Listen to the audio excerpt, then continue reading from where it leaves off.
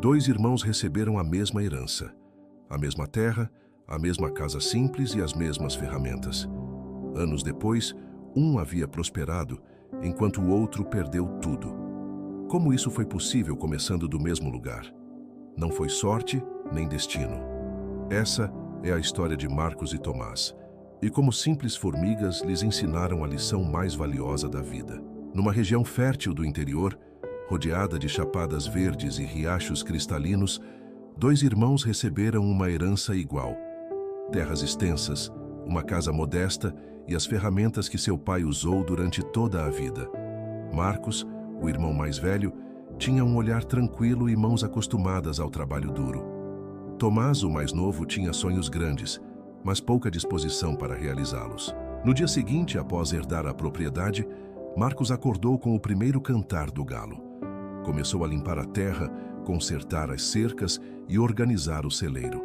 Caminhava com passos firmes, como alguém que já conseguia ver na terra árida o fruto que ainda não havia nascido. Tomás, em contraste, passou a manhã inteira deitado embaixo de uma árvore, olhando para o céu como se a herança fosse um bilhete de loteria premiado. Falava de festas futuras na cidade grande, de viagens e confortos. Marcos não discutia. Sabia que a terra escuta quem a trabalha, não quem a enche de palavras vazias. Dia após dia, a parcela de Marcos se transformava. Sulcos bem feitos, ferramentas sempre no lugar certo, brotos verdes começando a aparecer. Cada gesto silencioso construía o futuro.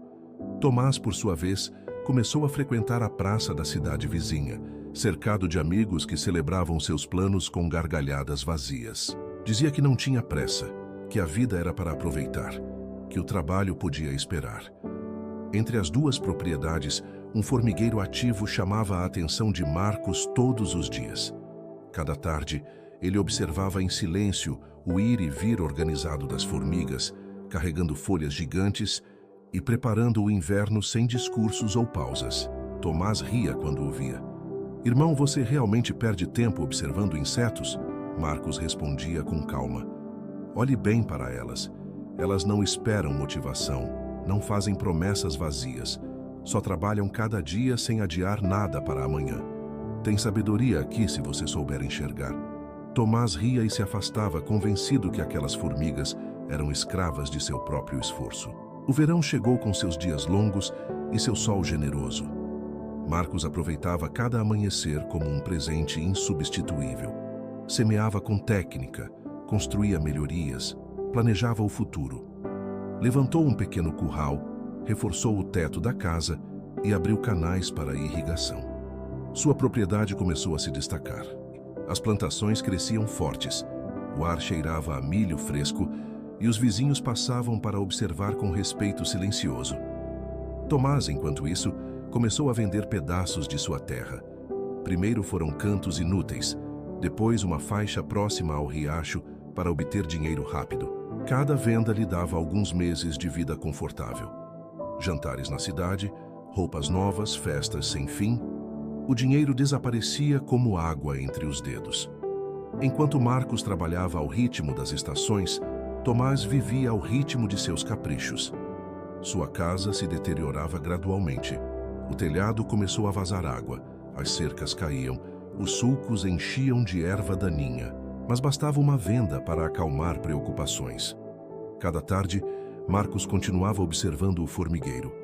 Fascinava-o como criaturas tão minúsculas, sem esperar recompensas imediatas, armazenavam pacientemente seu alimento. Uma fila interminável desaparecia entre a grama, carregando folhas maiores que elas mesmas. Tomás ria. "Você e essas formigas são iguais, sempre carregando, sempre ocupados. Eu prefiro viver livre." Marcos não replicava. Sabia que a verdadeira liberdade não estava no descanso sem mérito, mas na previsão silenciosa. As semanas passaram e revelaram o que era invisível. A terra de Marcos reverdecia forte e organizada.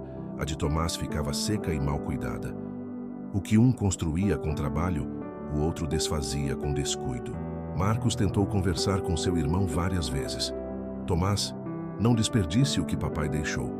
Olhe para as formigas. Elas se preparam no verão para não passar fome no inverno." Tomás se ofendia. Você está me chamando de preguiçoso. A vida não é só suor e esforço. E voltava aos seus prazeres. O verão desapareceu lentamente. As tardes ficaram mais curtas. O vento trouxe um frescor novo e as chapadas se cobriram de neblina, anunciando a mudança de estação. Para muitos era tempo de colheita. Para outros era o momento em que as decisões do verão davam fruto ou vazio. Marcos trabalhou com precisão. Colheu milho dourado, feijão seco e hortaliças maduras. Guardou sacos inteiros no celeiro. Reforçou as paredes e amontoou lenha para o frio. Nada era improviso. Cada passo tinha sido pensado desde o início do verão. Suas mãos estavam cansadas, mas seu coração permanecia tranquilo. Sabia que o inverno não o pegaria desprevenido. Tomás observava de longe. Já não ria tanto. Sua terra mostrava clarões de abandono, sulcos vazios, erva daninha alta, cercas caídas. Algumas noites o vento se infiltrava por buracos do telhado e sentiu um tremor, não de frio, mas de falta de preparação. Mas se repetia ainda há tempo. Um dia, se deteve frente ao formigueiro. O movimento era intenso. Filas organizadas.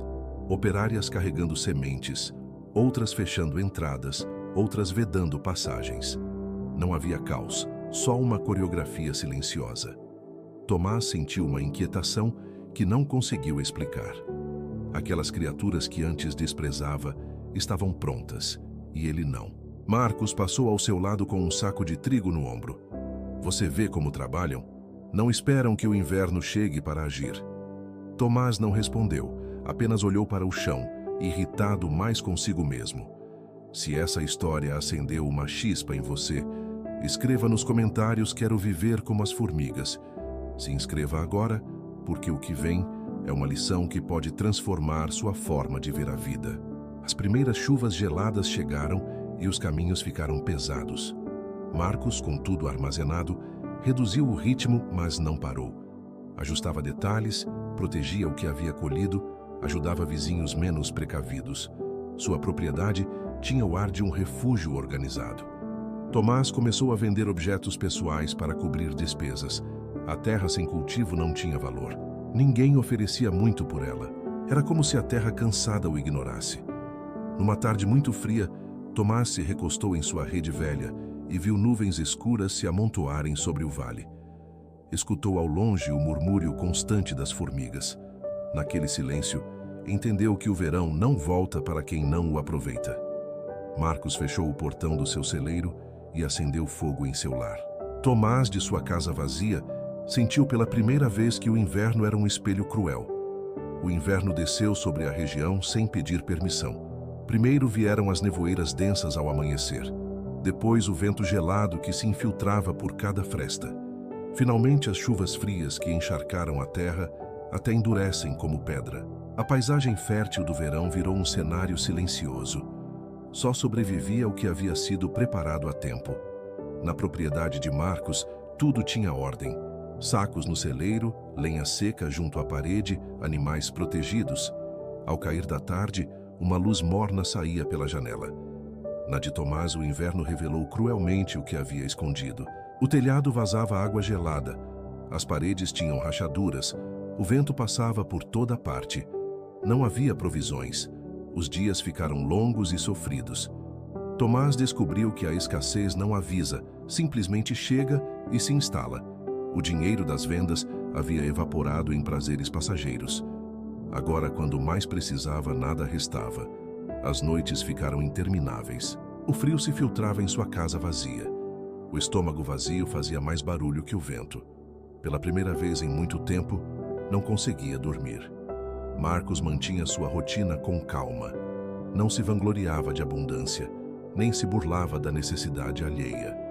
Observava em silêncio, sabendo que cada estação testa o semeado. Tomás começou a pensar no que havia perdido. Não só terra e dinheiro, mas tempo. O inverno não perdoa a preguiça. Uma madrugada, uma gota de água gelada caiu do teto e acertou sua testa. Se sentou tremendo, lábios ressecados, estômago vazio. Olhou ao redor e compreendeu que nada restava. Nem terra, nem animais, nem valor. Só paredes frias e um inverno sem concessões. Tentou resistir alguns dias. Recolheu galhos úmidos, procurou restos de comida, tentou aquecer água em fogo fraco que se apagava, mas o frio não negocia. Seu corpo começava a ceder.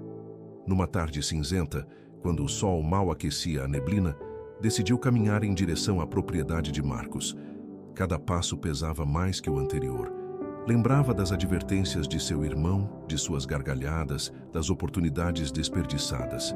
Era como se o caminho o levasse não só para uma casa, mas para uma verdade que havia evitado encarar. Ao chegar, se deteve frente ao portão. De fora viu a luz morna das janelas, a fumaça reta da chaminé, o som tranquilo dos animais abrigados. Era outro mundo construído com as mesmas ferramentas, mas com decisões diferentes. Levantou a mão para bater, mas abaixou.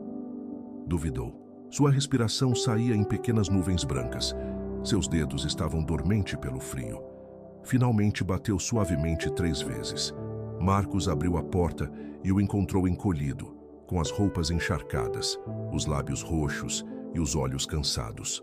Não houve palavras grandiosas, só um olhar que dizia mais que qualquer discurso. Tomás sussurrou com voz trêmula: "Não aguento mais." Marcos não criticou nada, apenas o fez entrar, acendeu mais lenha e lhe estendeu uma tigela de sopa quente. Enquanto Tomás aproximava suas mãos do fogo, o silêncio ficou quase sagrado. Não era de julgamento, mas de compreensão. Pela primeira vez em muito tempo, Tomás baixou a cabeça sem desculpas. "Você tinha razão. Desperdicei tudo." Marcos o olhou com calma. "Não se trata de quem estava certo, irmão. Se trata de aprender antes que seja demasiado tarde." Se essa história tocou seu coração, escreva nos comentários "Hoje escolho a diligência." Se inscreva para continuar recebendo histórias que inspiram, transformam e deixam marcas permanentes no coração.